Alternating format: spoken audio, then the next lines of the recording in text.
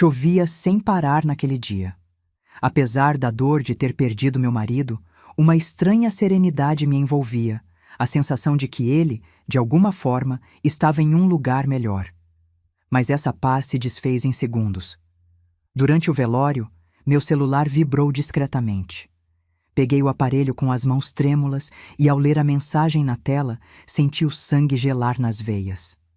Ainda estou vivo. Não é o meu corpo no caixão. Não confio em ninguém. Meu olhar se ergueu lentamente em direção aos meus filhos, Gabriel e Daniel, os dois que haviam organizado o funeral às pressas. E naquele instante, percebi que o verdadeiro pesadelo estava apenas começando. Mas antes de continuar, confira se você já está inscrito no canal e escreva nos comentários de onde você está assistindo este vídeo. Adoramos saber até onde nossas histórias estão chegando. Meu nome é Helena Rodrigues, tenho 62 anos e passei a vida inteira acreditando conhecer as pessoas que amava.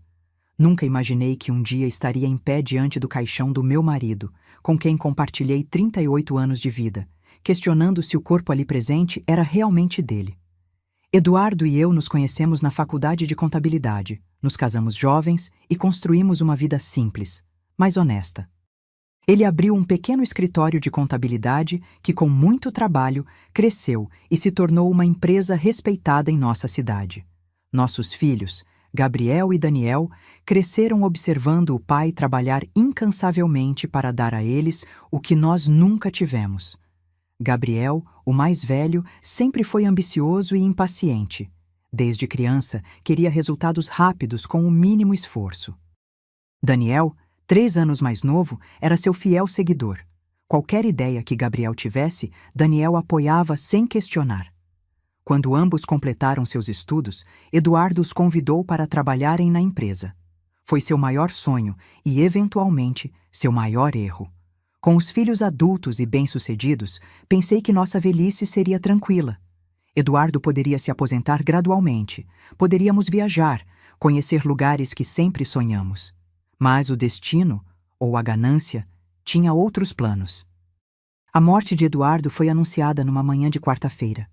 Eu estava preparando o café quando o telefone tocou. Era Gabriel, com a voz estranhamente controlada. Mãe, aconteceu algo com o pai.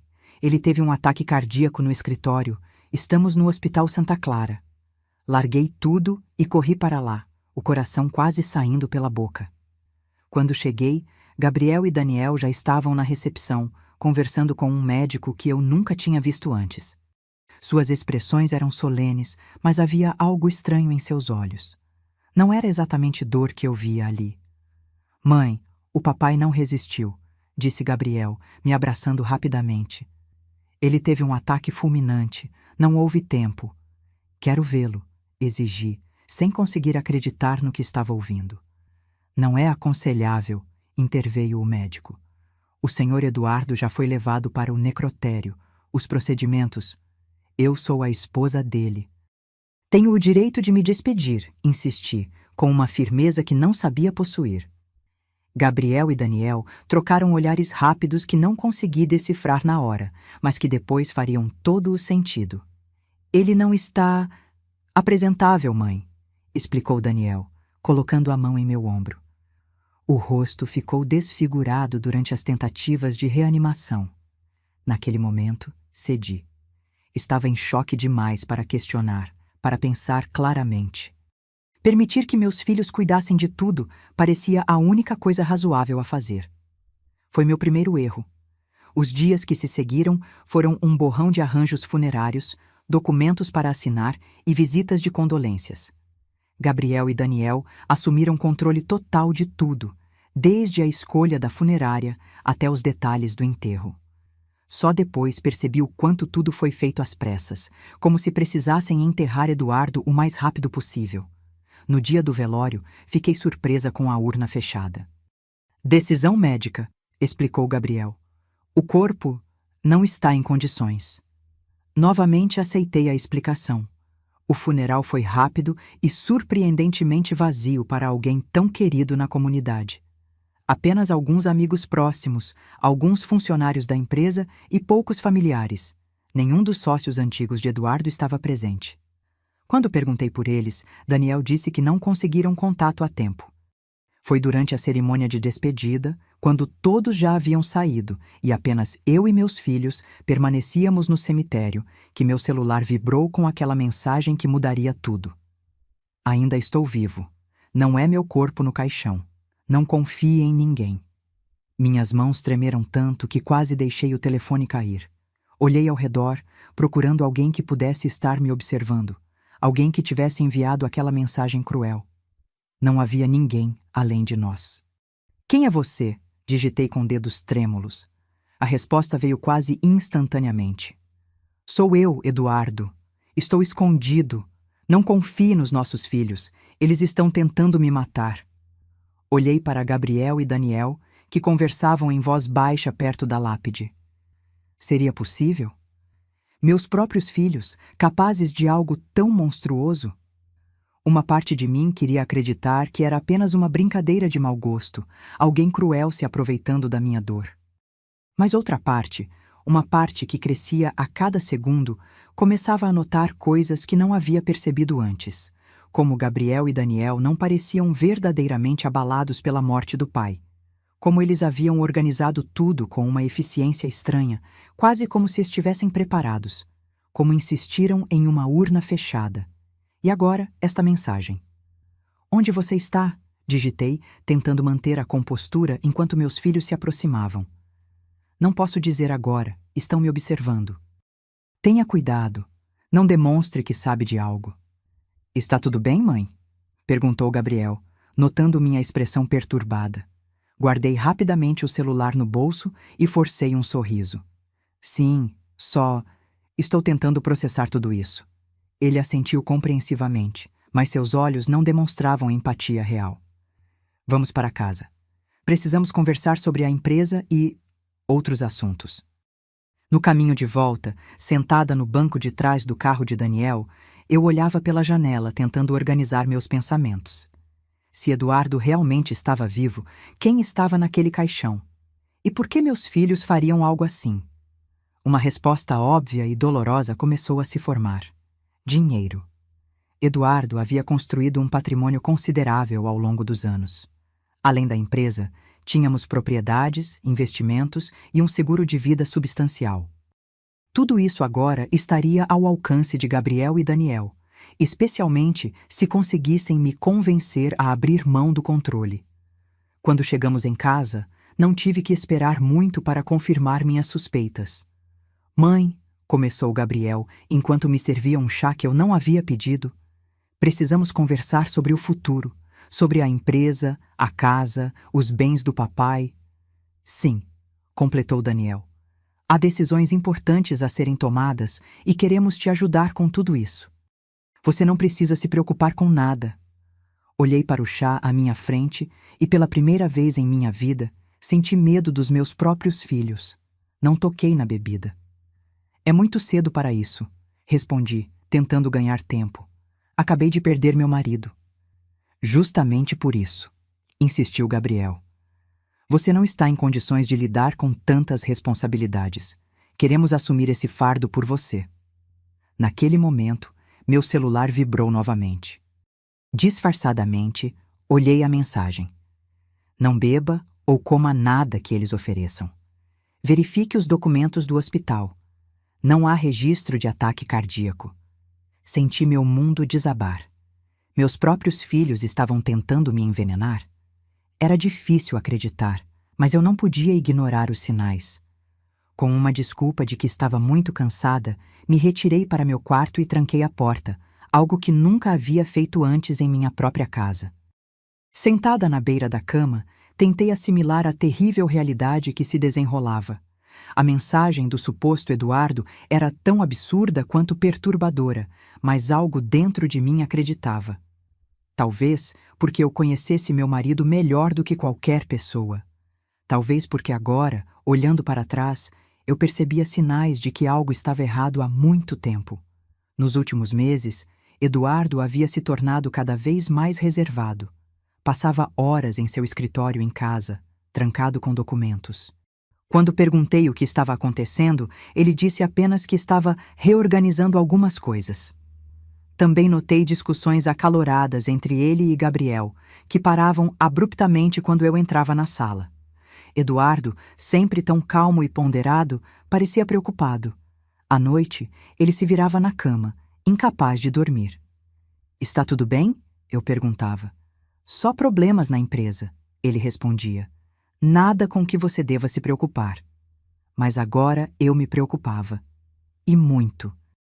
Se Eduardo realmente estava vivo e em perigo, eu precisava descobrir a verdade. Não por mim, mas por ele. Por nós. Por tudo o que construímos juntos durante quase 4 décadas. Enquanto esperava o amanhecer, tracei um plano. Primeiro, precisava verificar os registros médicos do hospital. Depois, entender o que estava acontecendo com a empresa. E, acima de tudo, descobrir se Eduardo realmente estava vivo e, se estivesse, encontrá-lo antes que nossos filhos o encontrassem. O sol mal tinha nascido quando escutei Gabriel e Daniel conversando no andar de baixo. Suas vozes eram baixas, mas o tom era urgente. "Ela está desconfiada", dizia Gabriel. "Viu como ela não bebeu o chá ontem?" "Relaxa, ela só está em choque", respondeu Daniel. "Dê tempo a ela. Logo conseguiremos a assinatura para transferir tudo." "Tempo é o que não temos", retrucou Gabriel. "Se ela começar a fazer perguntas..." Suas vozes se afastaram e não consegui ouvir o resto da conversa. Mas já era o suficiente. Meus filhos estavam planejando algo e eu precisava descobrir o que era antes que fosse tarde demais.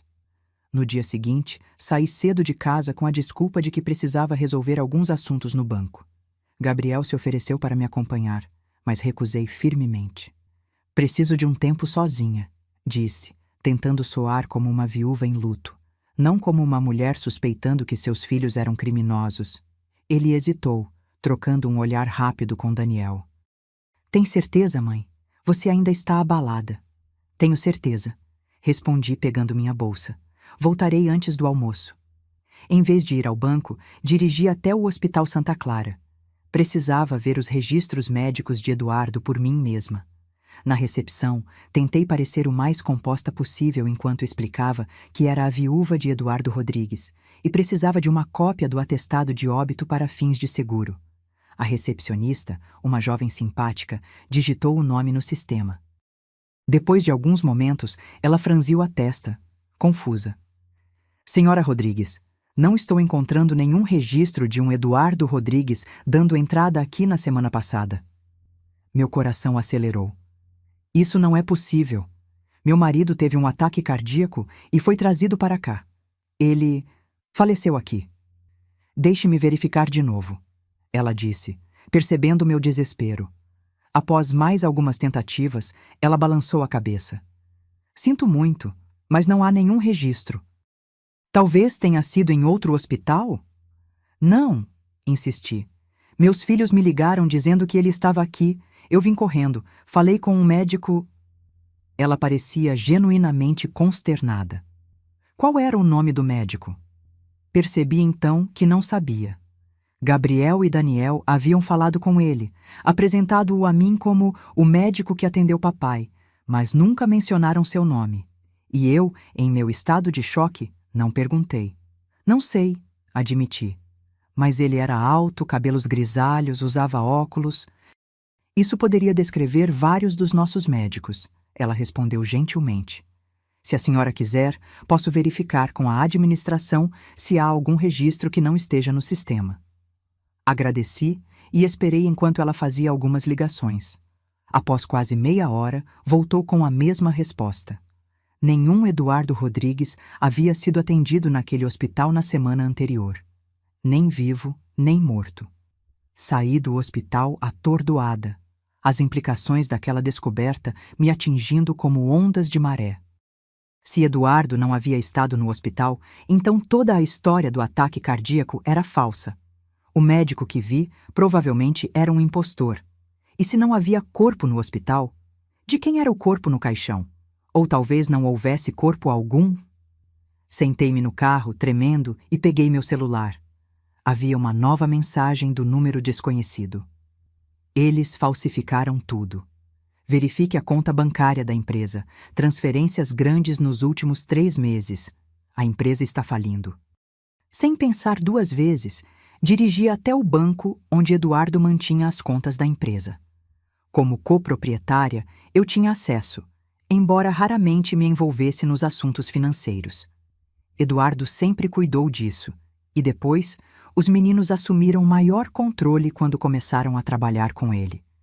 No banco, pedi para ver os extratos dos últimos 6 meses.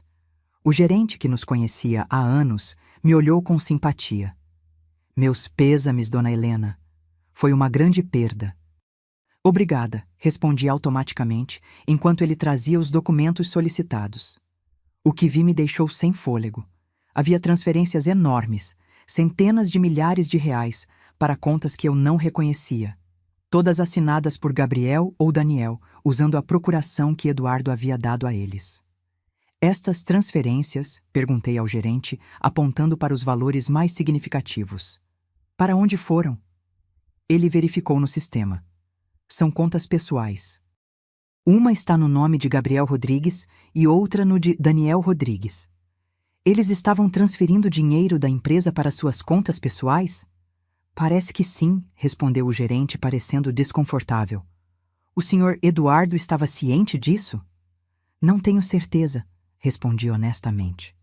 Saí do banco com cópias dos extratos, cada vez mais convencida de que a mensagem era realmente de Eduardo. A empresa que ele construiu com tanto esforço estava sendo saqueada pelos próprios filhos. Mas por quê? Gabriel e Daniel já recebiam salários generosos, o que os levaria a roubar a própria empresa e potencialmente forjar a morte do próprio pai. A resposta veio quando cheguei em casa e encontrei uma pilha de correspondência na mesa da cozinha. Entre elas, havia uma carta de uma companhia de seguros endereçada a Gabriel. Normalmente, eu não abriria a correspondência dos meus filhos, mas as circunstâncias estavam longe de serem normais. A carta mencionava uma apólice de seguro de vida no valor de 2 milhões de reais em nome de Eduardo, com Gabriel e Daniel como beneficiários. A apólice havia sido contratada apenas 3 meses antes, algo que Eduardo nunca havia mencionado para mim. Isso era estranho, pois sempre compartilhávamos essas decisões.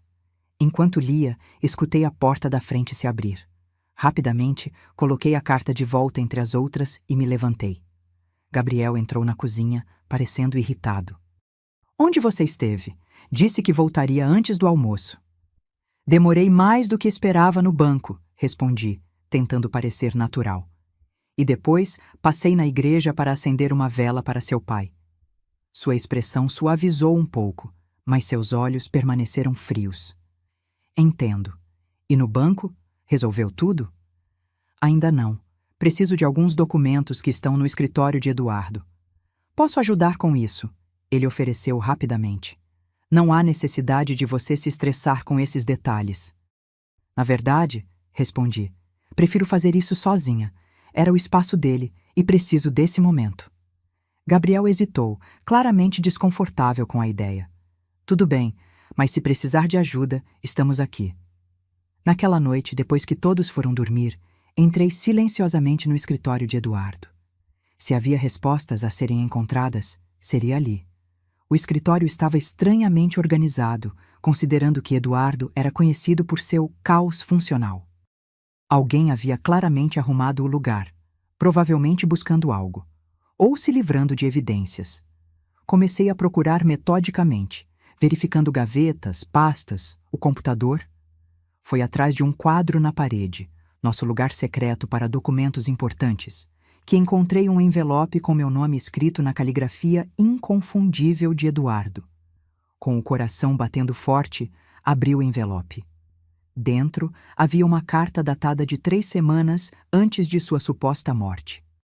Minha querida Helena, se você está lendo isto, é porque minhas suspeitas se confirmaram e estou em perigo. Descobri que Gabriel e Daniel têm desviado o dinheiro da empresa há meses. Quando os confrontei, negaram tudo, mas tenho provas. A empresa está à beira da falência. Pior, descobri que eles contrataram um seguro de vida em meu nome sem meu conhecimento, falsificando minha assinatura. Temo que estejam planejando algo terrível. Contratei um investigador particular, Carlos Mendes. Se algo me acontecer, entre em contato com ele. Você pode confiar nele. Não confie nos nossos filhos. Eles não são mais os meninos que criamos. A ganância os transformou em algo que não reconheço mais. Com todo o meu amor, Eduardo. Lágrimas escorriam pelo meu rosto enquanto eu lia e relia a carta.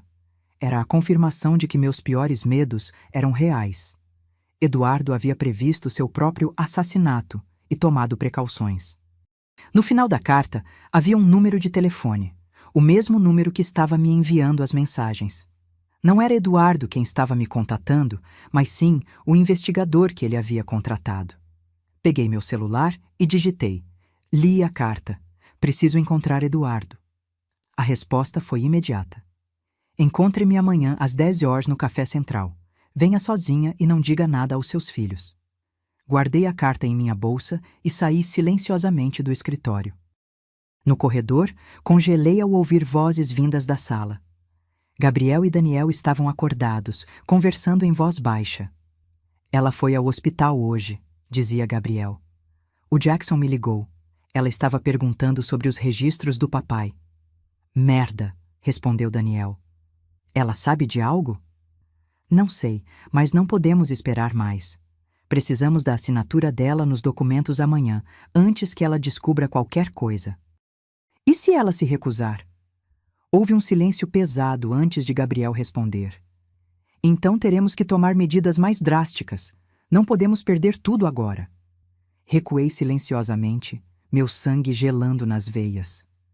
Medidas mais drásticas. Não precisava ser um gênio para entender o que isso significava. Meus próprios filhos, que eu havia embalado e amamentado, estavam discutindo a possibilidade de me matar. De volta ao meu quarto, tranquei a porta e empurrei uma cadeira contra a maçaneta. Uma precaução que nunca imaginei ser necessária em minha própria casa. Não consegui dormir. Passei a noite repassando cada momento dos últimos meses, cada pequena mudança no comportamento dos meus filhos, cada discussão que eu havia testemunhado entre eles e Eduardo. Como não percebi o que estava acontecendo? Como pude estar tão cega para a transformação dos meus próprios filhos em pessoas capazes de forjar a morte do pai e, possivelmente, planejar a da mãe? Na manhã seguinte, desci para o café fingindo normalidade. Gabriel e Daniel já estavam na cozinha, com documentos espalhados pela mesa. Bom dia, mãe, disse Gabriel, com um sorriso que não alcançava seus olhos. Dormiu bem? O melhor que pude, considerando as circunstâncias, respondi, servindo-me de café. Estávamos justamente falando sobre alguns documentos que precisamos que você assine, explicou Daniel, empurrando uma pasta em minha direção. São formalidades para transferir os bens do papai. Peguei a pasta sem abri-la. Vou dar uma olhada mais tarde. Agora preciso sair um pouco. Espairecer. Sair? Gabriel parecia alarmado. Para onde? Apenas caminhar um pouco. Talvez passar na casa de Márcia? Márcia era minha amiga de longa data, uma desculpa plausível.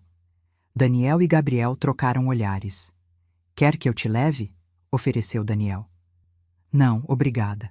Preciso desse tempo sozinha. Saí antes que pudessem insistir, sentindo seus olhares nas minhas costas. No carro, verifiquei se não estava sendo seguida antes de me dirigir ao Café Central. O encontro com Carlos Mendes poderia ser minha única chance de descobrir a verdade completa e, mais importante, encontrar Eduardo antes que fosse tarde demais. O Café Central ficava no centro histórico da cidade, um local movimentado o suficiente para não chamarmos atenção, mas tranquilo o bastante para uma conversa reservada. Cheguei alguns minutos antes do horário marcado e escolhi uma mesa nos fundos, de onde podia observar a entrada. Às 10 horas em ponto, um homem de meia idade com cabelos grisalhos e olhos atentos entrou no café. Ele olhou ao redor, me localizou e veio direto em minha direção. Senhora Rodrigues? Perguntou em voz baixa, estendendo a mão. Carlos Mendes. Apertei sua mão, analisando seu rosto. Onde está meu marido? Ele se sentou, colocando uma pasta sobre a mesa. Em um local seguro. Mas antes de levá-la até ele, preciso ter certeza de que entende completamente a situação. Sua vida também está em perigo. Meus filhos tentaram matar Eduardo e agora planejam me matar também, disse diretamente, sem rodeios. O que mais preciso entender? Mendes me olhou com uma mistura de surpresa e admiração. Vejo que já descobriu bastante por conta própria. Li a carta que Eduardo deixou. Ouvi meus filhos conversando sobre tomar medidas mais drásticas se eu não assinar os documentos que me apresentaram. E descobri transferências bancárias suspeitas da empresa para suas contas pessoais. O que ainda não sei é por que Eduardo precisou fingir sua própria morte em vez de simplesmente denunciá-los à polícia. Mendes abriu a pasta e tirou algumas fotografias. Porque não são apenas seus filhos que estão envolvidos. É uma conspiração muito maior.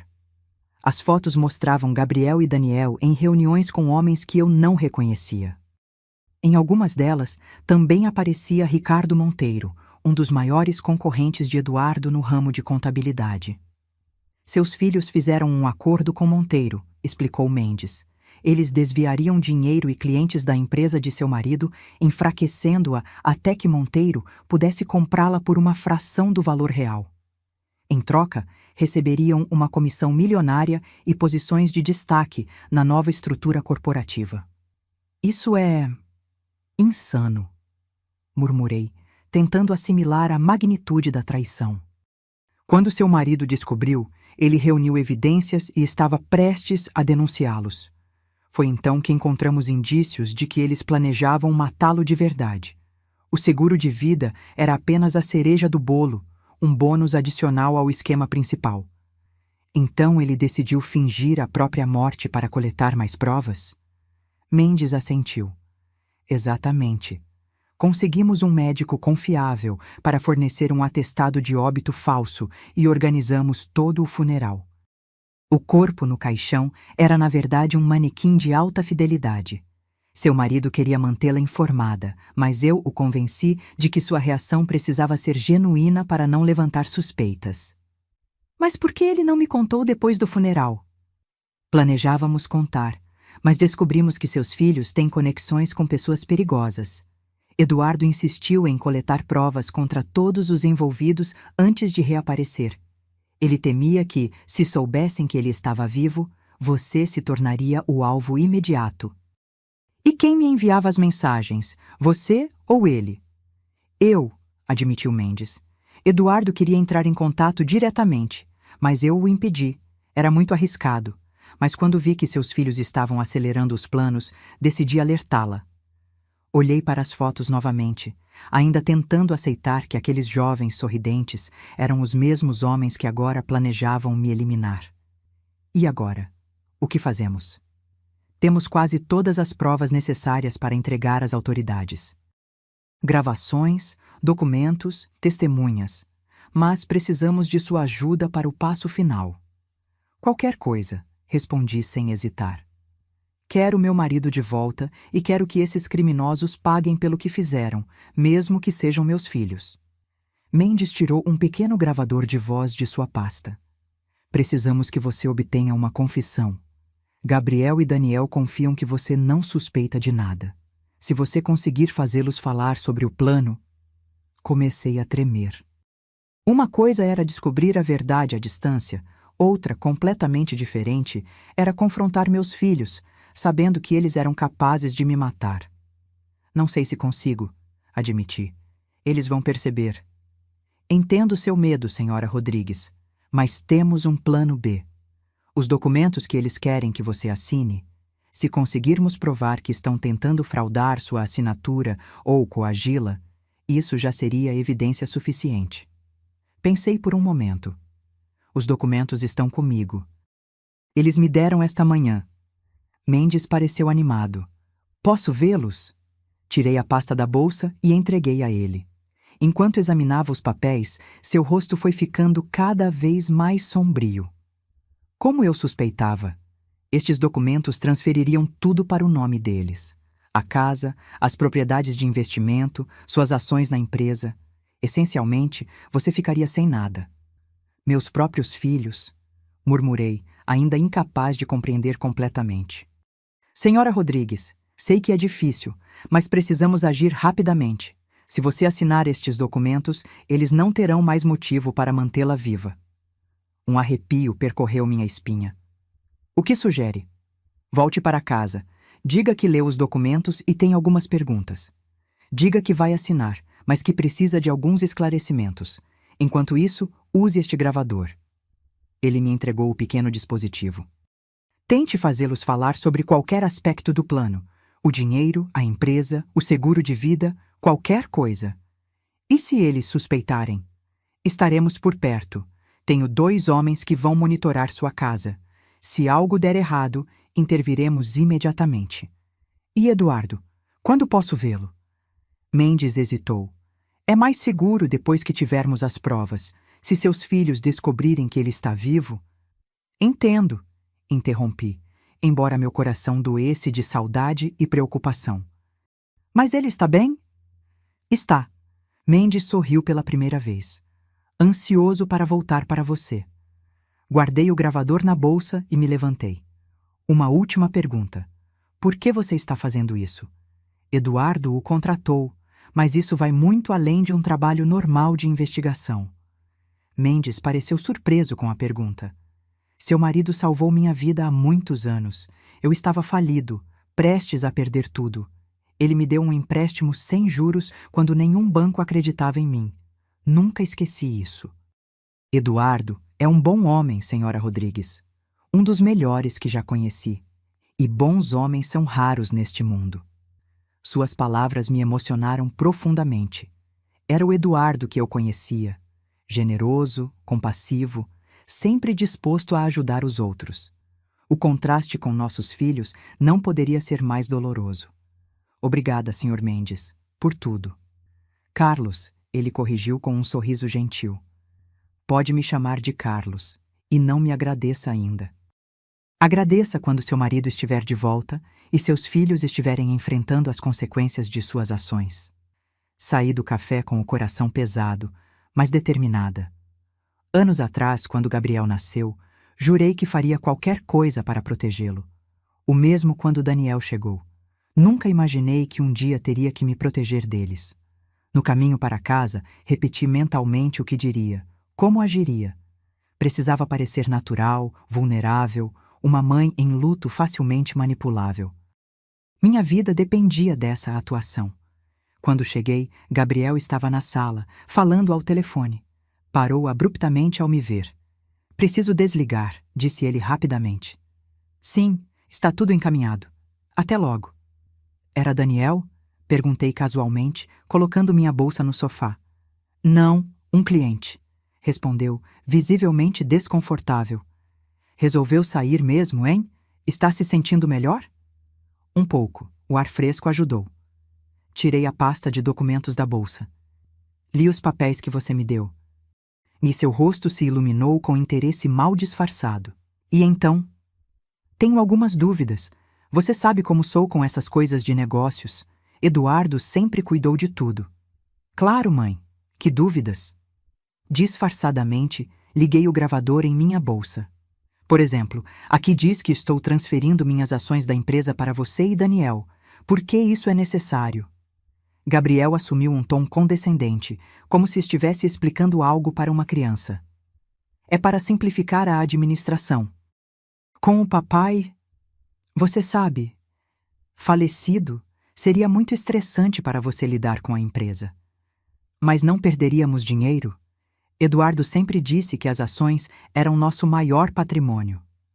Um lampejo de irritação cruzou seus olhos, mas ele rapidamente recuperou a compostura.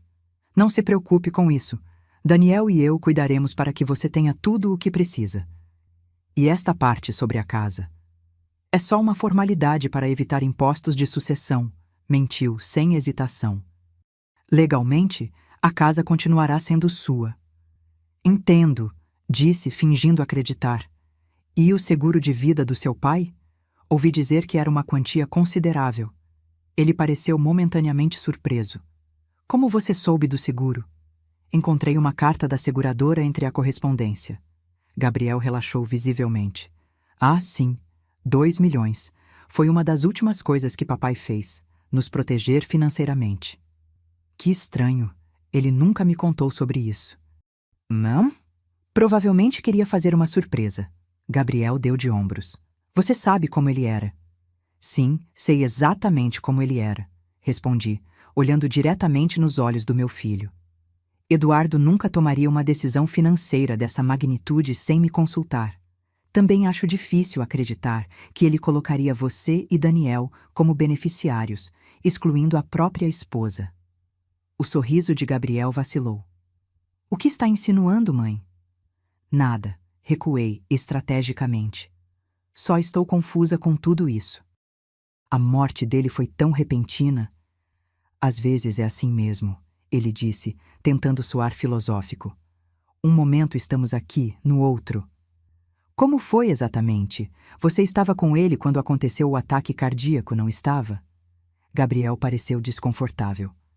Sim, estávamos na empresa. Ele começou a passar mal do nada. Tentamos chamar uma ambulância, mas já era tarde demais. Que estranho. Fui ao hospital ontem, sabe? Não encontraram nenhum registro de Eduardo ter sido admitido lá. Seu rosto empalideceu. O quê? Você foi ao hospital? Precisava de uma cópia do atestado de óbito, mas parece que meu marido nunca esteve lá. Gabriel levantou-se abruptamente. Deve haver algum erro no sistema. Nós o levamos para lá, ele foi atendido. Por qual médico? Como? O nome do médico que atendeu Eduardo. Qual era? Eu... não lembro. Foi tudo muito confuso, mãe. Continuei pressionando, vendo sua compostura desmoronar. E por que a urna estava fechada? Por que o corpo não estava apresentável, como vocês disseram? Mãe, o que está acontecendo aqui? Sua voz ganhou um tom ameaçador. Por que está fazendo todas essas perguntas? Por que estou começando a achar que seu pai não morreu de ataque cardíaco? Na verdade, estou começando a me perguntar se ele morreu mesmo. Nesse momento, ouvi a porta da frente se abrir. Daniel entrou na sala, carregando sacolas de compras. Ao ver nossas expressões tensas, parou. O que está acontecendo? Nossa mãe tem algumas teorias interessantes, respondeu Gabriel, com voz gélida. Acha que papai não está realmente morto. Daniel deixou as sacolas caírem no chão. O quê? Isso é loucura. Também acha que nós forjamos documentos, desviamos dinheiro da empresa e contratamos um seguro de vida sem o conhecimento dele, continuou Gabriel. Basicamente, ela acha que somos criminosos. Isso é absurdo, exclamou Daniel, mas percebi o pânico em seus olhos. Mãe, você não está pensando claramente. O luto está afetando seu julgamento. É mesmo? Decidi arriscar tudo. Então, me expliquem as transferências bancárias para suas contas pessoais. Me expliquem por que Eduardo nunca mencionou um seguro de vida de 2 milhões. Me expliquem por que não há registro dele no hospital. Os dois se entreolharam e percebi meu erro. Havia revelado demais, demonstrado que sabia muito mais do que deveria. O ambiente na sala mudou instantaneamente. Como você descobriu as transferências? Perguntou Gabriel, sua voz agora completamente diferente. Não era mais o filho preocupado tentando ajudar a mãe enlutada. Era a voz de um estranho, fria e calculista. Isso não importa, respondi, tentando não demonstrar medo. O que importa é que sei o que vocês fizeram. E outras pessoas também sabem. Que outras pessoas? Daniel se aproximou, ameaçador. Recuei, procurando manter distância. A polícia. Entreguei todas as provas que tenho para eles esta manhã. Era uma mentira, mas precisava ganhar tempo. Onde estava Carlos e seus homens? Será que perceberam que algo estava errado? Gabriel riu, um som horrível e vazio. Você está blefando. Não foi a polícia. Posso provar que fui, continuei, ganhando confiança em minha mentira. Tenho o nome do detetive, o número do boletim de ocorrência. Pare de mentir, rosnou Daniel. Se tivesse ido à polícia, eles já estariam aqui. Eles virão, insisti. Estão reunindo mais evidências primeiro. Gabriel se aproximou, seu rosto uma máscara de raiva. O que exatamente você acha que sabe? Decidi jogar tudo. Sei que vocês desviaram dinheiro da empresa para suas contas pessoais. Sei que fizeram um acordo com Ricardo Monteiro para enfraquecer a empresa de Eduardo até que ele pudesse comprá-la por uma fração do valor. Sei que falsificaram a assinatura dele em uma apólice de seguro de vida. E sei que planejavam me matar também, assim que eu assinasse os documentos transferindo tudo para vocês. Seus rostos registraram choque genuíno. Então, lentamente, Gabriel começou a aplaudir. Impressionante, mãe. Realmente impressionante. Nunca imaginei que você fosse tão perspicaz. Sempre subestimaram minha inteligência, respondi, tentando soar mais corajosa do que me sentia. Assim como subestimaram o caráter de seu pai. Daniel se moveu para bloquear a porta, minha única rota de fuga. Olhei discretamente para a janela, avaliando se conseguiria alcançá-la antes deles. Sabe o que é engraçado? Continuou Gabriel, sua voz agora quase conversacional. Tudo isso poderia ter sido evitado se papai simplesmente tivesse cooperado. Oferecemos a ele uma aposentadoria confortável. Ele poderia ter saído da empresa sem fazer alarde. Vocês dois poderiam ter desfrutado da velhice juntos. Mas não. Ele tinha que ser tão teimosamente honesto. O que fizeram com ele? Nada que você precise se preocupar, respondeu Daniel. Digamos apenas que papai está descansando em paz. Um arrepio percorreu minha espinha. Estavam eles insinuando que Eduardo realmente estava morto? Carlos havia mentido para mim? Ou esta era apenas mais uma parte de seu jogo cruel? Não acredito em vocês, disse, mantendo a voz firme. Gabriel sorriu friamente. Não importa o que você acredita. O que importa é que você sabe demais, e isso nos coloca em uma situação complicada. Ele fez um gesto para Daniel, que saiu da sala brevemente, retornando com uma seringa. O que é isso? Algo para ajudá-la a descansar, respondeu Gabriel, avançando em minha direção. Você está, obviamente, sofrendo de delírios causados pelo luto. É uma pena. O estresse acabou sendo demais para seu coração frágil. Recuei até encostar na parede presa. Tentei gritar, mas Daniel foi mais rápido, colocando a mão sobre minha boca. Não se preocupe, mãe, sussurrou Gabriel. Será rápido e indolor, melhor do que o que fizemos com o papai. Naquele instante, a porta da frente explodiu. Carlos e 2 homens invadiram a sala, armas apontadas. Polícia! Parados! Gabriel e Daniel congelaram, a seringa ainda na mão de Daniel. Largue isso! Ordenou Carlos. Agora! Daniel obedeceu lentamente, deixando a seringa cair no chão. De joelhos os 2, comandou um dos outros homens, mãos na cabeça. Enquanto meus filhos eram algemados, Carlos veio até mim. A senhora está bem? Assenti, incapaz de falar, tremendo incontrolavelmente. Conseguimos a confissão, ele disse, apontando para minha bolsa onde o gravador ainda estava funcionando. Você foi muito corajosa. Eduardo? Consegui finalmente perguntar. Eles disseram que... Mentira, interrompeu Carlos firmemente. Seu marido está vivo e seguro. Eles estavam blefando, tentando quebrar seu espírito. Quando Gabriel e Daniel foram levados para fora, pude finalmente desabar. Carlos me segurou enquanto eu soluçava, décadas de memórias misturadas a esta nova e terrível realidade. Quero ver meu marido, pedi entre lágrimas. Vou levá-la até ele agora mesmo, prometeu Carlos.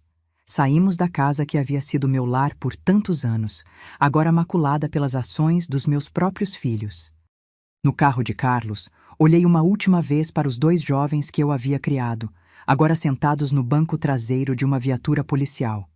Não senti ódio, apenas uma profunda e dolorosa tristeza.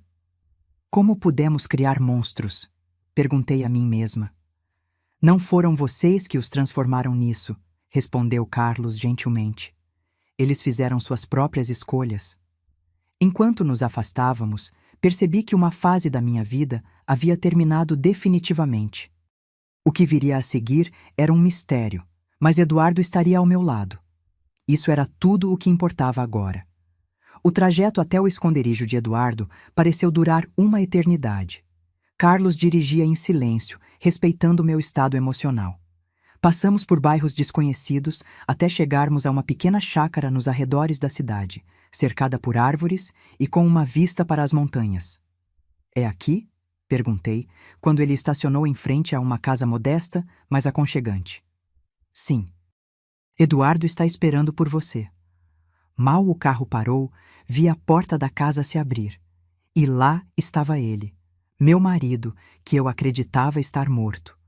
Seus cabelos pareciam mais grisalhos do que há 2 semanas e havia uma nova linha de preocupação em seu rosto, mas era ele, vivo, respirando. Senti minhas pernas fraquejarem.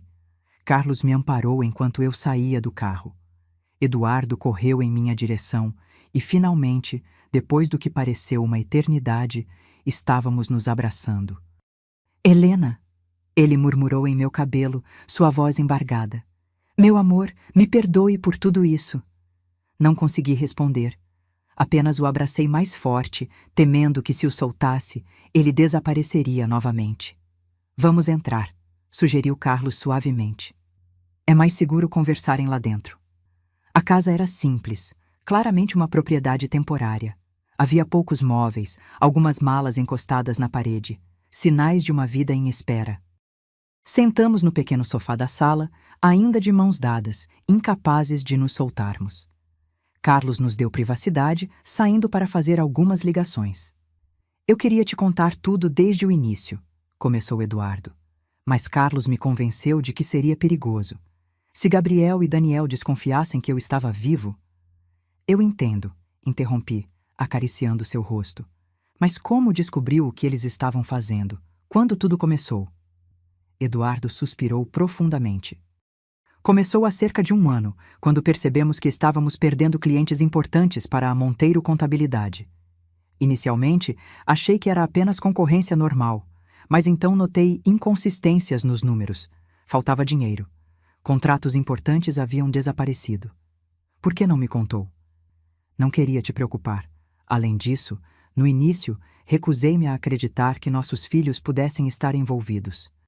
Pensei que talvez tivesse cometido algum erro, ou que um funcionário estivesse desviando dinheiro." Ele continuou, explicando como sua desconfiança cresceu quando encontrou Gabriel e Daniel em reuniões secretas com Ricardo Monteiro. Como confrontou os filhos e eles negaram tudo, alegando que estavam apenas explorando parcerias estratégicas. Quando encontrei documentos com minha assinatura falsificada, soube que algo grave estava acontecendo.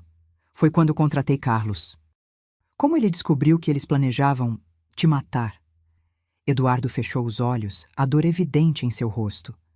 Carlos colocou escutas no escritório. Ouvimos Gabriel discutindo com Daniel sobre como seria mais fácil se eu não estivesse no caminho. Falavam sobre métodos que pareceriam naturais, envenenamento que simularia um ataque cardíaco. Tremi ao lembrar da seringa que Daniel havia trazido para mim. O mesmo destino me aguardava. "Quando soubemos do plano", continuou Eduardo, "decidimos agir. Carlos sugeriu que fingíssemos minha morte para ver até onde eles iriam. Conseguimos um médico confiável para fornecer um atestado de óbito falso. Organizamos o funeral. Com um manequim no caixão", completei, lembrando do que Carlos havia me contado. Eduardo assentiu. Queríamos ver o que fariam em seguida, se tentariam tomar controle de tudo, e infelizmente foi exatamente o que fizeram. "Eles iam me matar hoje", disse, a realidade do que havia acontecido finalmente me atingindo por completo. "Nossos próprios filhos." Eduardo me puxou para mais perto, seu corpo tremendo com emoção contida. "Nunca me perdoarei por ter colocado você em perigo. Deveria ter te tirado daquela casa no momento em que descobrimos o plano deles." "E perder a chance de conseguir provas contra eles?" Balancei a cabeça. "Você fez o que era necessário. Nós 2 fizemos." Carlos voltou à sala parecendo satisfeito. "Boas notícias. Gabriel e Daniel estão oficialmente presos, acusados de tentativa de homicídio, falsificação de documentos, estelionato e conspiração. Ricardo Monteiro também foi detido. A gravação que conseguimos hoje, junto com todas as outras provas, é mais do que suficiente para mantê-los atrás das grades por muito tempo. E agora? Perguntei. O que acontece conosco? Vocês precisarão depor formalmente, explicou Carlos. Depois podem voltar para suas vidas. A empresa precisará de reestruturação, é claro, mas com Monteiro fora do caminho e as evidências de fraude documentadas, a maior parte dos danos pode ser revertida. Nossa casa, comecei, pensando no local onde havíamos criado nossa família, agora manchado por traição. Podemos vender, sugeriu Eduardo gentilmente. Começar de novo em outro lugar. O que você acha? A ideia de recomeçar, de deixar para trás o cenário de tanta dor, era tentadora. Mas também sentia que fugir seria permitir que eles vencessem de alguma forma. Não. Decidi finalmente. Aquela casa é nossa. Construímos nossas vidas ali. Não vou deixar que as ações deles nos tirem isso também. Eduardo sorriu, apertando minha mão. Sempre tão forte. É uma das razões por que te amo tanto. Passamos a noite na chácara, conversando até tarde, colocando em dia tudo o que havíamos perdido nas 2 semanas em que ficamos separados. Falamos sobre o futuro, sobre como reconstruiríamos nossas vidas. Choramos juntos pelos filhos que havíamos perdido, não para a morte, mas para algo muito pior, a ganância e a corrupção moral. Na manhã seguinte, Carlos nos levou à delegacia para prestarmos depoimento formal. Foi um processo exaustivo, relembrando cada detalhe doloroso, cada momento de traição. Mas também foi catártico, como drenar uma ferida infeccionada. Ao final do dia, quando nos preparávamos para ir embora, o delegado nos chamou em sua sala. Senhor e senhora Rodrigues, precisamos discutir um assunto delicado. Começou ele, indicando as cadeiras à sua frente. Seus filhos estão solicitando vê-los. Eduardo e eu nos entreolhamos. A ferida estava ainda muito recente. O que eles querem? Perguntou Eduardo, sua voz mais fria do que eu jamais havia escutado. Dizem que querem explicar, pedir perdão. O delegado parecia cético. É claro que vocês não têm obrigação alguma de atendê-los. O que você acha? Eduardo se virou para mim, deixando a decisão em minhas mãos. Pensei longamente. Parte de mim queria fugir, nunca mais olhar para os rostos que haviam traído nossa confiança tão completamente. Mas outra parte precisava de um encerramento, de respostas. Vamos vê-los, decidi finalmente. Uma última vez. Fomos levados a uma sala de visitas. Gabriel e Daniel já estavam lá, sentados do outro lado de uma mesa, algemados. Suas expressões quando viram Eduardo entrar foram de choque absoluto. Papai? Gabriel parecia ter visto um fantasma. Mas como? Decidi não morrer conforme planejado, respondeu Eduardo friamente. Foi muito inconveniente para vocês, imagino. Daniel começou a chorar, algo que não via desde que ele era criança. Mãe, pai, eu sinto muito. Não era para ser assim. E como era para ser? Perguntei. Nós 2 mortos enquanto vocês gastavam nosso dinheiro? Gabriel manteve a compostura, sempre o mais controlado dos 2. Foi tudo ideia do Monteiro. Ele nos abordou primeiro, ofereceu dinheiro para passarmos informações sobre a empresa. No início, era só isso. E depois? Pressionou Eduardo. Depois ele queria mais. Contratos, clientes, transferências. O plano era enfraquecer a empresa até que ele pudesse comprá-la. Ofereceu a nós posições de liderança na nova estrutura, mais dinheiro do que jamais teríamos. E quando eu descobri, Gabriel desviou o olhar. Ele disse que você arruinaria tudo se denunciasse, que perderíamos tudo. Então decidiram me matar. Não, protestou Daniel. Quer dizer, sim, mas não queríamos. Ele nos convenceu que era a única saída. E quanto a mim? Perguntei, minha voz quase um sussurro. Também era a única saída? Nenhum dos 2 respondeu, o que foi resposta suficiente. Por quê? Insisti. O que eu fiz para merecer isso? Nada, admitiu Gabriel. Você não fez nada, era só conveniente. Com vocês dois fora do caminho, teríamos controle total. Olhei para meus filhos, os bebês que havia amamentado, os meninos que havia ensinado a andar, os jovens que havia orientado na vida, e vi apenas estranhos. Não sei se algum dia conseguirei perdoá-los, disse finalmente. Não sei sequer se quero. Entendemos, respondeu Gabriel, parecendo genuinamente arrependido pela primeira vez. Só queríamos dizer que sentimos muito, por tudo. Eduardo permaneceu em silêncio durante todo o tempo, estudando os filhos como se fossem espécimes em um laboratório. Finalmente levantou-se. Vocês traíram tudo o que lhes ensinamos. Escolheram dinheiro acima da família, ganância acima do amor. Agora terão que viver com essas escolhas. Ele fez uma pausa, sua voz embargada pela emoção. Adeus. Segurei sua mão e nos dirigimos à porta. Antes de sair, virei-me uma última vez. Por muito tempo, vou me perguntar onde erramos com vocês. O que poderíamos ter feito diferente. Mas no final, como seu pai disse, vocês fizeram suas escolhas. Vocês não erraram, disse Daniel, lágrimas escorrendo pelo rosto. Fomos nós, sempre fomos nós. Saímos da sala com o coração pesado, mas de alguma forma mais leve. Havíamos dito adeus não apenas aos nossos filhos, mas a uma parte de nossas vidas que agora estava encerrada para sempre. Nos meses que se seguiram, Eduardo e eu precisamos reconstruir não apenas nossa empresa, mas nossas vidas. O julgamento de Gabriel e Daniel foi rápido, dadas as provas irrefutáveis contra eles. Ambos foram condenados a 15 anos de prisão, com possibilidade de liberdade condicional após 10 anos. Ricardo Monteiro recebeu uma pena ainda maior, 20 anos, por ser o mentor intelectual de toda a operação. A empresa sofreu danos significativos, mas não irreparáveis. Muitos clientes retornaram quando souberam da verdade. Outros, novos, vieram atraídos pela história de resistência e integridade que, ironicamente, ganhou destaque na mídia local. Eduardo, sempre honesto e trabalhador, recebeu o apoio da comunidade empresarial que o respeitava. Nossa casa, que inicialmente pensei em manter a todo custo, acabou sendo vendida. Percebi que Eduardo tinha razão. Precisávamos de um novo começo, em um lugar sem memórias dolorosas. Compramos uma casa menor, mais próxima ao mar, algo que sempre sonhamos para nossa aposentadoria. Carlos Mendes se tornou mais que um investigador para nós. Tornou-se um amigo. Frequentemente jantava em nossa casa, trazendo histórias de seus outros casos, mas também risadas e uma nova perspectiva.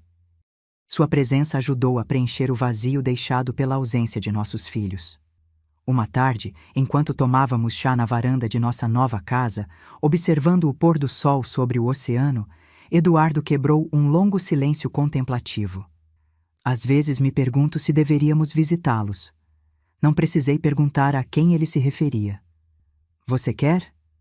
Não sei, admitiu. Uma parte de mim quer entender melhor como chegamos a este ponto. Outra parte prefere seguir em frente, deixar o passado para trás. Coloquei minha mão sobre a dele. Temos tempo para decidir. Eles não irão a lugar algum nos próximos anos.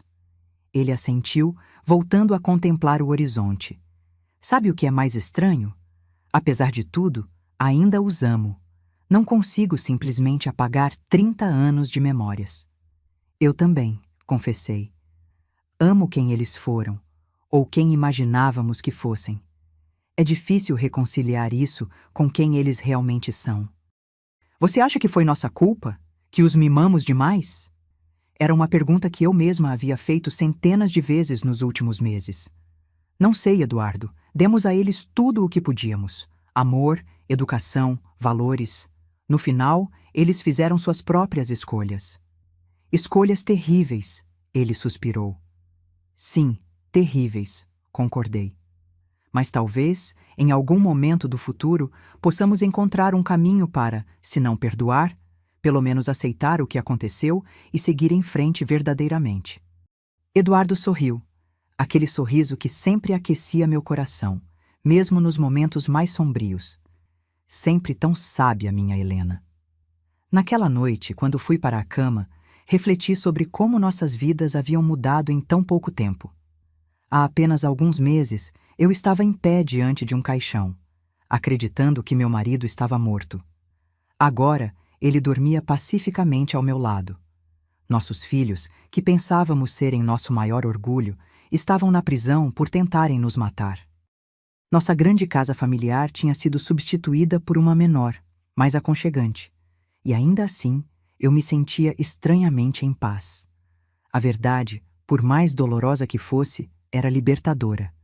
Não havia mais segredos, mentiras ou traições escondidas nas sombras. Tudo estava às claras e podíamos finalmente seguir em frente. 6 meses após o julgamento, recebi uma carta de Daniel. Hesitei em abri-la, temendo o que poderia conter. Finalmente, com Eduardo ao meu lado, li suas palavras. Queridos mamãe e papai, não espero perdão, nem mesmo compreensão. Só quero que saibam que penso em vocês todos os dias, lamentando cada decisão que tomei. A ganância me cegou, assim como a Gabriel. Permitimos que o dinheiro se tornasse mais importante que a família, que o amor que sempre nos deram. Estou tentando ser uma pessoa melhor aqui dentro. Faço terapia, estudo, reflito sobre meus erros. Talvez um dia, quando sair daqui, possa provar a vocês que ainda há algo bom em mim. Algo que vocês plantaram e que não foi completamente corrompido. Se um dia puderem encontrar em seus corações a vontade de me visitar, ficarei imensamente grato. Se não puderem, entenderei perfeitamente. Com amor e arrependimento, Daniel. Eduardo leu a carta em silêncio. Lágrimas silenciosas escorrendo por seu rosto. Quando terminou, olhou para mim. O que você acha? Não sei, respondi honestamente. Parece sincero, mas não confiamos mais nele, completou Eduardo. Exatamente. Ainda é muito cedo. Decidimos não responder à carta de imediato. Precisávamos de tempo para processar nossos sentimentos, para decidir se estávamos prontos para reabrir essa ferida. Enquanto isso, concentramos nossas energias em reconstruir nossas vidas. Eduardo, aos 65 anos, decidiu que era hora de se aposentar definitivamente. Vendemos a empresa para um jovem contabilista promissor que havia trabalhado conosco por anos, alguém em quem realmente confiávamos. Com o dinheiro da venda e nossas economias, tínhamos segurança financeira suficiente para viver confortavelmente o resto de nossas vidas. Decidimos viajar, visitar os lugares que sempre sonhamos conhecer juntos: Veneza, Paris, Londres, Nova York. Cada lugar nos ofereceu não apenas novas experiências, mas também uma distância saudável do trauma que havíamos vivido. Durante nossa viagem à Itália, enquanto caminhávamos de mãos dadas por uma pequena praça em Florença, Eduardo parou abruptamente. Lembra quando Gabriel tinha 7 anos e fez aquele desenho de nós 4 visitando a Itália? Perguntou ele, os olhos perdidos em memórias distantes. Lembro, respondi suavemente. Ele desenhou uma torre inclinada que parecia mais uma banana. Rimos juntos, mas a risada logo deu lugar a um silêncio contemplativo. Era impossível escapar completamente do passado, não importa a que distância física estivéssemos. Acho que precisamos visitá-los, Helena, disse Eduardo finalmente. Não por eles, mas por nós, para encontrarmos algum tipo de encerramento. Assenti, percebendo que ele estava certo. Carregávamos Gabriel e Daniel conosco, não importava onde fôssemos. Precisávamos enfrentar essa realidade para realmente seguir em frente. Quando retornamos ao Brasil, agendamos visitas separadas. Decidi ver Daniel primeiro, enquanto Eduardo visitaria Gabriel. Era uma abordagem cautelosa, dividir para conquistar, de certa forma. A prisão era um lugar frio e impessoal. Sentei-me na sala de visitas, meu coração batendo forte enquanto esperava. Quando Daniel entrou, quase não o reconheci. Havia perdido peso, seus cabelos estavam mais curtos, e seus olhos, sempre tão brilhantes e cheios de vida, pareciam opacos, envelhecidos. Mãe, ele disse simplesmente, sua voz tremendo de emoção. Daniel, respondi, mantendo minha voz controlada. Ele sentou-se à minha frente, separados por uma mesa de metal. Por um longo momento, apenas nos olhamos, o abismo entre nós parecendo intransponível. Obrigado por vir, disse finalmente. Eu não esperava. Nem eu, admiti. Mas aqui estamos. Daniel respirou fundo, como se reunisse coragem. Não sei por onde começar. Desculpe, parece tão inadequado para o que fizemos. Por que não começa me explicando por quê? Perguntei, a pergunta que me atormentava há meses. O que fez você e Gabriel seguirem esse caminho? Ele fechou os olhos por um momento. No início era só dinheiro. Monteiro nos ofereceu uma quantia que parecia absurda na época. Tudo o que tínhamos que fazer era passar algumas informações sobre clientes. Parecia inofensivo. E depois? Depois foi como descer por um escorregador. Cada passo tornava o próximo mais fácil. Monteiro aumentava as ofertas e nossas dívidas cresciam proporcionalmente. Gabriel tinha apostas, eu tinha outros problemas. Que problemas? Daniel hesitou. Drogas, cocaína. Comecei na faculdade, como diversão. Tornou-se um hábito caro. Essa revelação me atingiu como um soco. Como não percebi que meu filho tinha problemas com drogas? Quão distantes havíamos nos tornado? E a ideia de matar seu pai? Como chegaram a isso? Daniel estremeceu visivelmente. Foi Gabriel quem sugeriu primeiro, depois que papai começou a fazer perguntas sobre as transferências. Monteiro disse que poderíamos fazer parecer um acidente ou uma morte natural. O seguro de vida foi ideia dele também. E você concordou? Assim, tão facilmente? Não foi fácil, protestou, lágrimas agora correndo livremente por seu rosto. Tive pesadelos, crises de pânico, mas estava tão fundo no buraco que não via outra saída. Se papai denunciasse tudo, iríamos para a prisão de qualquer jeito. E eu? Perguntei, minha voz quase um sussurro. Também tiveram pesadelos sobre me matar? Daniel baixou o olhar, incapaz de me encarar. Foi ideia do Gabriel. Ele disse que você era um risco, que poderia descobrir algo. Eu não queria, mãe. Juro que não queria. Mas não se opôs. Não, admitiu. Não me opus. Ficamos em silêncio novamente, o peso de suas confissões pairando entre nós. Parte de mim queria levantar e ir embora, nunca mais olhar para o rosto deste homem que já foi meu filho adorado. Mas outra parte, talvez a mãe que ainda existia em mim, sentia sua dor e arrependimento. Você disse na sua carta que está fazendo terapia, comentei finalmente. Daniel assentiu, parecendo grato pela mudança de assunto. Sim, tenho um bom terapeuta aqui. Estamos trabalhando em meus problemas de dependência, na raiz da minha ganância. E está ajudando? Acho que sim. Pela primeira vez, estou realmente olhando para mim mesmo, para minhas escolhas, sem desculpas ou justificativas. Mais uma vez, o silêncio se instalou entre nós. Dessa vez, fui eu quem respirou fundo, buscando força para dizer o que precisava ser dito. Daniel, não sei se algum dia conseguirei perdoar o que você e Gabriel fizeram. Não sei se podemos reconstruir qualquer tipo de relacionamento depois disso. Ele assentiu, resignado. Eu entendo. Mas, continuei, estou disposta a tentar entender. Não prometo nada além de ouvir, de tentar compreender como chegamos a este ponto. Seus olhos se iluminaram com uma centelha de esperança. É mais do que mereço. Obrigado, mãe. Quando nossa visita terminou, saí da prisão com sentimentos contraditórios. Parte de mim estava exausta emocionalmente, outra estranhamente aliviada. Não havia resolvido nada. Não havia perdoado, mas havia dado o primeiro passo em uma jornada que, talvez, pudesse levar a algum tipo de resolução. Eduardo teve uma experiência diferente com Gabriel. Quando nos encontramos naquela noite, ele parecia abatido. Como foi? Perguntei, entregando-lhe uma xícara de chá. Difícil, respondeu, massageando as têmporas.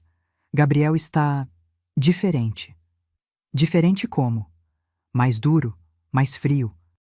Ele falou sobre tudo clinicamente, como se estivesse descrevendo um caso de negócios que deu errado. Não um plano para matar os próprios pais. Ele demonstrou algum arrependimento?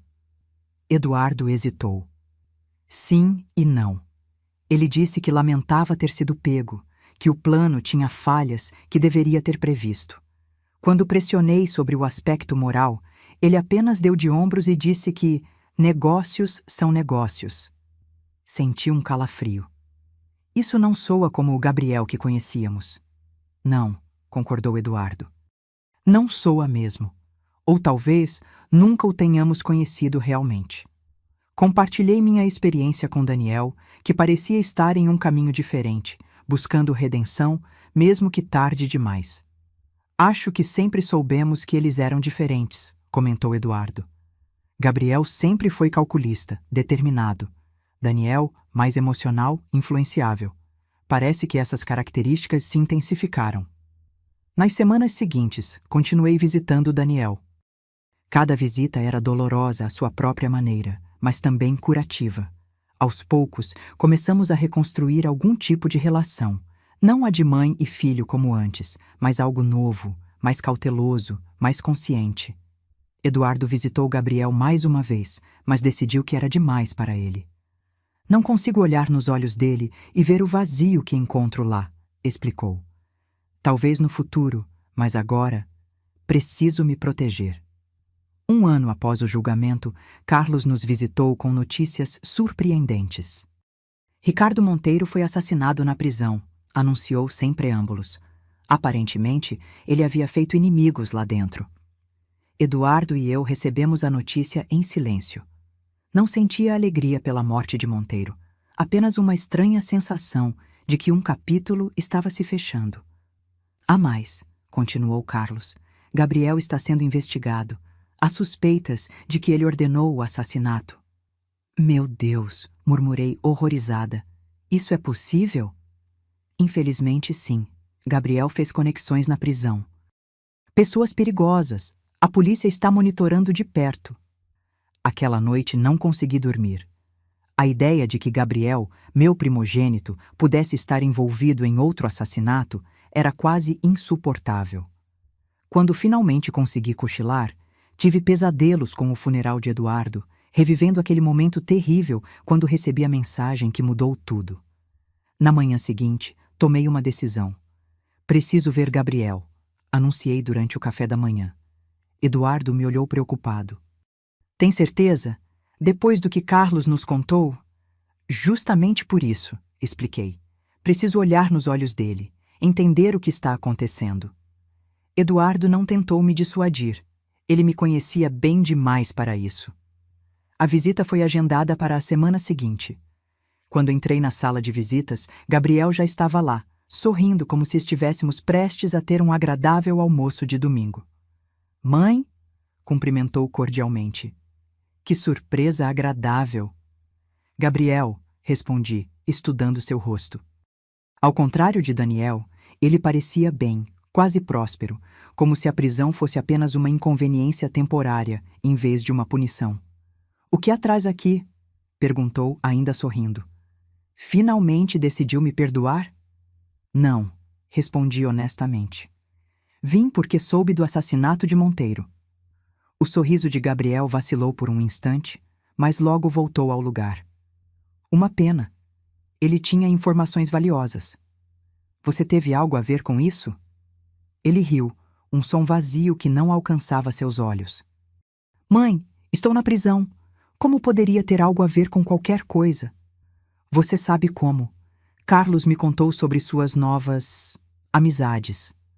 Gabriel se inclinou para a frente, sua voz baixando para um sussurro. Sempre é útil ter amigos nos lugares certos. Aprendi isso com papai, na verdade. A diferença é que escolho meus amigos mais criteriosamente. Senti um arrepio percorrer minha espinha. Gabriel, o que aconteceu com você? O que transformou aquele menino brilhante e cheio de sonhos nesta pessoa que não reconheço? Pela primeira vez, vi uma emoção genuína em seus olhos. Tristeza, talvez, ou nostalgia. Nada aconteceu, mãe. Sempre fui assim. Só aprendi a esconder melhor quando era mais jovem. Não acredito nisso, respondi firmemente. Você já foi diferente. Você já foi capaz de amar. Amor, Ele riu sem humor. O amor é uma fraqueza. Veja o que ele fez com papai. Quase o matou. Veja o que está fazendo com Daniel, transformando-o em um chorão arrependido. O amor salvou seu pai, corrigi. E pode salvar Daniel também. Poderia salvar você, se permitisse. Gabriel me estudou por um longo momento. Você realmente acredita nisso, não é? Depois de tudo o que aconteceu, ainda tem esperança. Tenho esperança para Daniel, esclareci. Para você? Não sei. Mas estou aqui, não estou? Isso deve significar algo. Quando nossa visita terminou, Gabriel me surpreendeu com um pedido. Não volte, mãe, disse ele suavemente. Será melhor para nós dois. Por quê? Porque cada vez que olho para você, vejo a vida que poderia ter tido se tivesse feito escolhas diferentes. E isso é doloroso. E para você, só trará mais sofrimento. Era a coisa mais sincera que ele havia dito em muito tempo. Tem certeza? Ele assentiu. Absoluta. Deixe-me como uma memória de quem fui, não como a pessoa que me tornei. Saí da prisão com o coração pesado, mas também com uma estranha sensação de alívio. Gabriel havia me dado permissão para seguir em frente sem ele. Era um presente inesperado. Quando contei a Eduardo, ele entendeu imediatamente. Talvez seja o último vestígio de humanidade dele, refletiu. Querer te poupar de mais sofrimento. Ou talvez seja apenas manipulação, respondi, ainda insegura. Eduardo sorriu tristemente. Nunca saberemos com certeza, não é? Essa é a triste verdade sobre Gabriel agora. 2 anos se passaram desde o dia em que recebi aquela mensagem no funeral de Eduardo. Nossa vida havia encontrado um novo ritmo, mais tranquilo, mais consciente. Continuei visitando Daniel regularmente, testemunhando sua lenta mas constante transformação. Ele estava sóbrio há 18 meses, estudava administração através de um programa prisional e ajudava outros detentos com problemas de dependência. Eduardo decidiu não visitar mais nenhum dos filhos. Não posso forçar isso, explicou. Talvez um dia, mas não agora. Respeitei sua decisão, assim como ele respeitou a minha de manter contato com Daniel. Nossa relação havia se fortalecido através desta provação. Havíamos visto o pior um do outro, o medo, a vulnerabilidade, a raiva, e ainda assim escolhemos ficar juntos, apoiar um ao outro. Em uma manhã de domingo, enquanto tomávamos café na varanda, observando o mar, Eduardo me surpreendeu com uma pergunta. Você acha que estamos prontos para ter uma família novamente? Olhei para ele confusa. Como assim? Estava pensando. Há tantas crianças precisando de mentores, de figuras parentais. Poderíamos nos voluntariar em um orfanato ou em programas para jovens em risco. A ideia me tocou profundamente. Você quer ser pai novamente? Não exatamente, explicou ele. Mas como um avô, talvez. Alguém que compartilha a experiência, sabedoria, sem a responsabilidade total de criar. O que acha? Pensei no vazio que Gabriel e Daniel haviam deixado em nossas vidas. Um vazio que, percebi, nunca seria completamente preenchido. Mas talvez não precisasse ser. Talvez pudéssemos criar algo novo, diferente. Acho uma ideia maravilhosa, respondi finalmente. Na semana seguinte, começamos a trabalhar como voluntários em um centro comunitário local que atendia crianças e adolescentes de baixa renda. Eduardo ensinava matemática e finanças básicas, enquanto eu dava aulas de literatura e ajudava com tarefas escolares. No início, foi desafiador. As crianças eram desconfiadas, alguns adolescentes abertamente hostis. Mas aos poucos, com paciência e consistência, começamos a construir relacionamentos. Uma menina em particular, Luísa, de 12 anos, começou a procurar minha orientação regularmente. Órfã de mãe, com um pai ausente, ela encontrou em mim uma figura materna que nunca teve. Você é diferente das outras senhoras que vêm aqui, ela me disse um dia. Você realmente escuta. Aprendi da maneira mais difícil o quanto é importante escutar, respondi honestamente. Com o tempo, nosso círculo de crianças adotivas cresceu.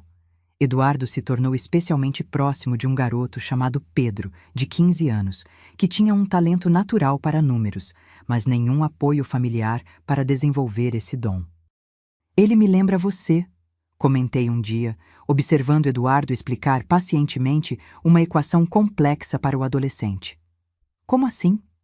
A mesma paciência, a mesma determinação, a mesma generosidade em compartilhar conhecimento.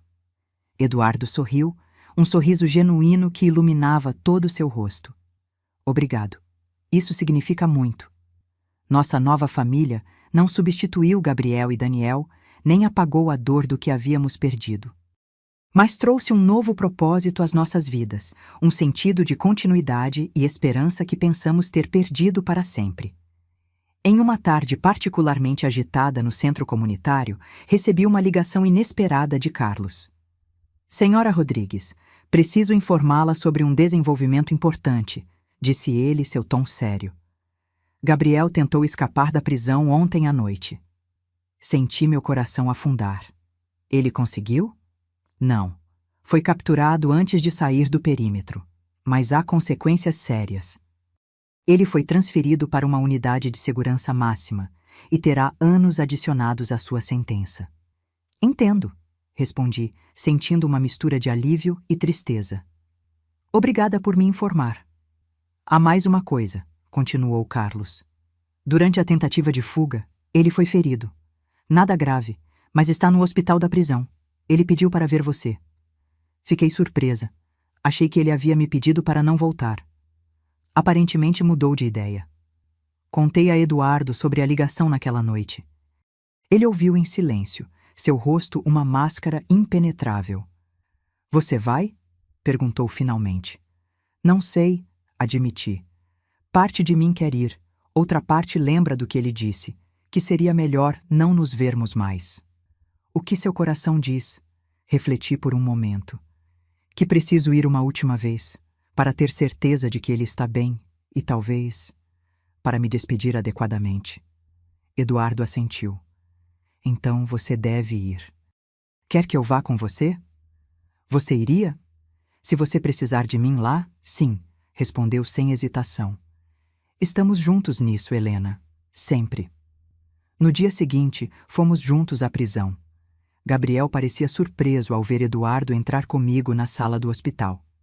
Não esperava ver vocês dois, comentou, sua voz mais fraca do que lembrava.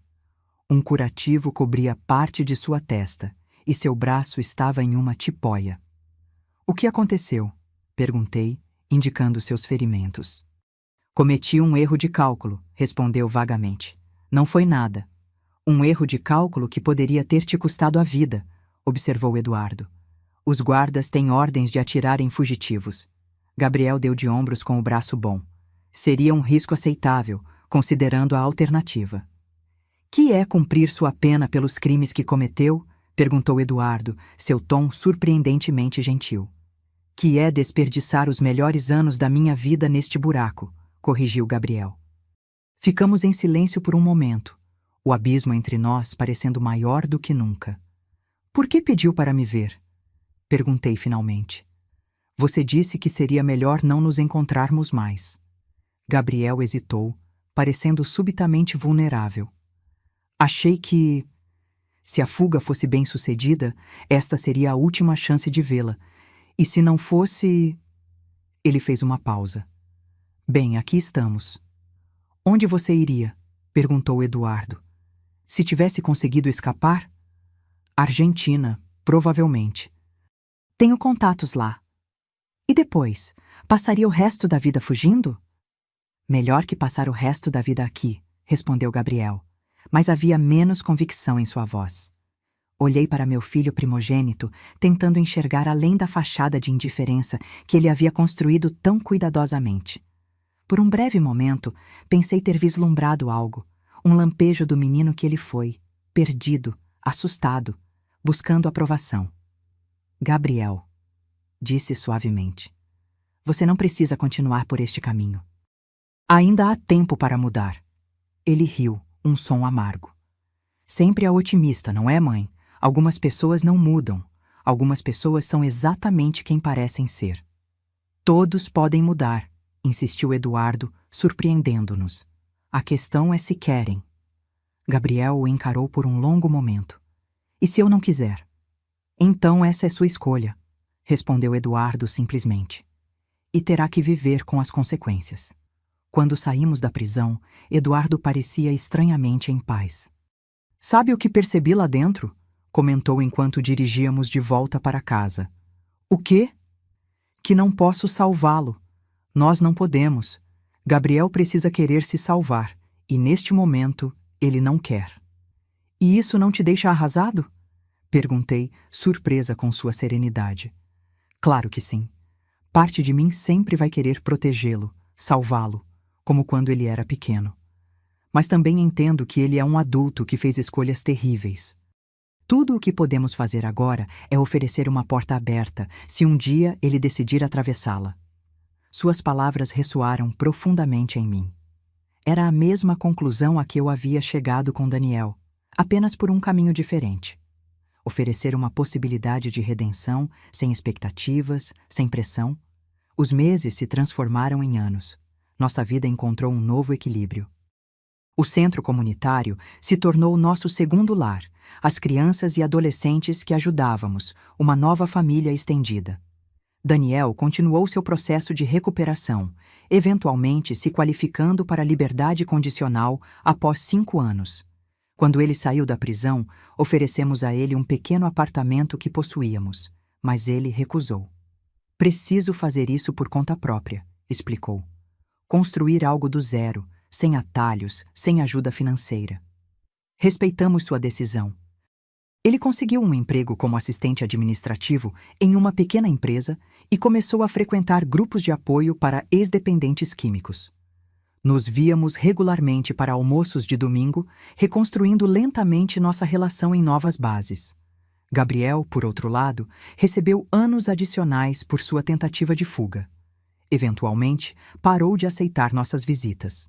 Recebíamos notícias dele ocasionalmente através de Carlos, que mantinha contato com autoridades prisionais. Aparentemente, ele havia se tornado uma figura de liderança entre os detentos, respeitado e temido em igual medida. Em uma tarde de outono, 5 anos após aquele fatídico funeral, sentei-me com Eduardo em nossa varanda favorita, observando o pôr do sol sobre o oceano. Nossas mãos entrelaçadas, um conforto silencioso construído ao longo de décadas juntos. Você já pensa naquele dia? Perguntei, sabendo que ele entenderia. No funeral? Às vezes. Menos do que antes. Sabe o que ainda me surpreende? Como uma simples mensagem mudou tudo. Ainda estou vivo. Não é meu corpo no caixão. Não confie em ninguém. Eduardo apertou minha mão. Não foi a mensagem que mudou tudo, Helena.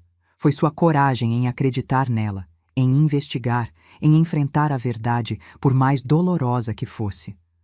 Nossa coragem, corrigi. Fizemos isso juntos. Ele sorriu. Aquele sorriso que ainda fazia meu coração acelerar depois de tantos anos. Sim, juntos, como sempre. Olhando para trás, para aquele momento terrível no cemitério, quando meu telefone vibrou com uma mensagem que gelou meu sangue, percebo que foi o início de uma jornada que nunca imaginei fazer. Uma jornada de descoberta, não apenas sobre a traição dos meus filhos, mas sobre minha própria força, a resistência do meu casamento e a capacidade do coração humano de encontrar novos caminhos quando os antigos são bloqueados. A morte que não existiu, a suposta morte de Eduardo, paradoxalmente trouxe uma nova vida para nós dois. Uma vida diferente da que havíamos planejado, mas de muitas maneiras, mais rica, mais consciente, mais deliberadamente vivida. Como diz o provérbio, às vezes precisamos perder algo valioso para apreciar o que realmente importa. No meu caso, quase perdi tudo: meu marido, meus filhos, minha segurança. Mas no processo de recuperar parte disso, descobri uma verdade fundamental. A vida raramente segue o roteiro que planejamos, mas sempre oferece novas páginas para escrever nossa história. E é isso que Eduardo e eu continuamos fazendo, escrevendo novas páginas, criando novos capítulos, construindo uma vida que, embora marcada por cicatrizes profundas, ainda é bela em sua imperfeição. Agora, se você gostou dessa história, clica em se inscrever e me diz nos comentários qual parte te deixou de queixo caído. Ah, e não esqueça de se tornar membro para ter acesso a vídeos exclusivos que não posto aqui. Te espero lá.